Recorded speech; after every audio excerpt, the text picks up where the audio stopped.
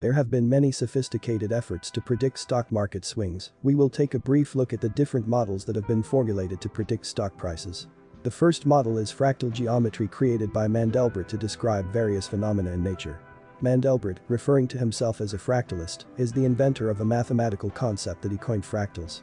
He has won numerous awards and is recognized for his contribution to geometry, in addition to developing a theory of roughness and self-similarity in nature. In the Misbehavior of Markets, Mandelbrot explains how fractals can give us a more accurate way to describe market behavior and model the movement of financial securities. He calls this the multifractal model of asset returns, which provides a more accurate representation of the unpredictable nature of a stock market that is largely determined by human psychology. Fractal geometry provides the mathematical tools for analyzing patterns that persist over changes in time or space scale. A fractal is a pattern that repeats itself at different scales.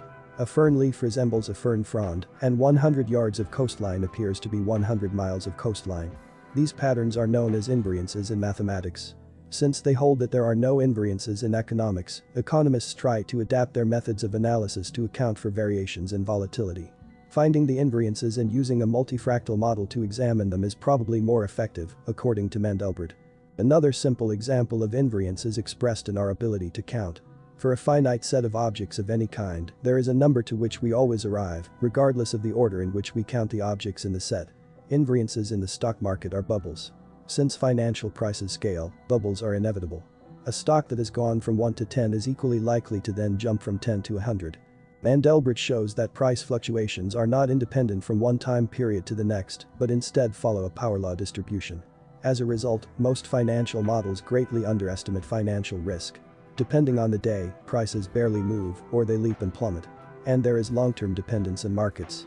For example, IBM's 1980s decision to use Bill Gates' DOS as PC's operating system has consequences today. Because of long-term price dependence, data may show that prices change in certain increments or directions. But these changes are products of chance. Reading meaning into them, as technical analysts do, is inane.